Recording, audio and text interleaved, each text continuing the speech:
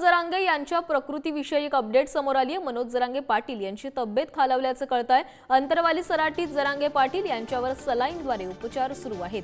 जालन्यातल्या अंतरवाली सराटीतच मनोज जरांगे पाटलांवर उपचार सुरू करण्यात आले। त्यांना आज सायंकाळी 4 वाजेच्या दरम्यान अस्वस्थ वाटू लागल्याने त्यांच्यावर उपचार करण्यात येत आहेत। तर मनोज जरांगे पाटील यांची प्रकृती खालावलेली आहे आणि त्यांच्यावर उपचार देखील सुरू आहेत। तर या संदर्भात अधिक माहिती देत आहेत आमचे प्रतिनिधी गौरव साळी। गौरव, डॉक्टरांकडून मनोज जरांगे यांच्या प्रकृतीविषयी काय माहिती देण्यात आली आहे?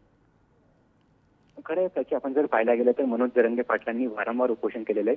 त्यांची प्रकृती आहे, त्यांचं जे शरीर आहे त्यात त्यांना साथ न देण्यासारखं झालेलं आहे। आपण जर पाहायला गेलं तर मनोज जरांगे पाटलांचं यंदाचं हे 5वं आमरण उपोषण होतं। यापूर्वी त्यांनी 4 उपोषण केली, त्यामुळे त्यांची जी प्रकृती आहे, त्यांचं शरीर जे आहे ते त्यांना साथ देत नाही असं त्यांना म्हणावं लागणार आहे।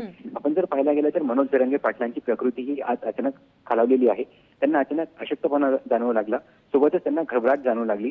सायंकाळी सुमारे 4:30 वाजेच्या दरम्यान त्यांना अशक्तपणा वाटू लागल्याने त्यांना उपचार सुरू करण्यात आलेले आहे। जालन्यातल्या अंतरवाली सराटी येथील सरपंचांचं जे बंगला आहे, ज्या ठिकाणी मनोज जरांगे पाटील राहतात, त्या ठिकाणी त्यांच्यावर सलाईनद्वारे उपचार सुरू करण्यात आलेले आहे। जरांगे पाटलांची प्रकृती जी आहे ही आता हळूहळू स्थिर होण्यास सुरुवात झालेली आहे।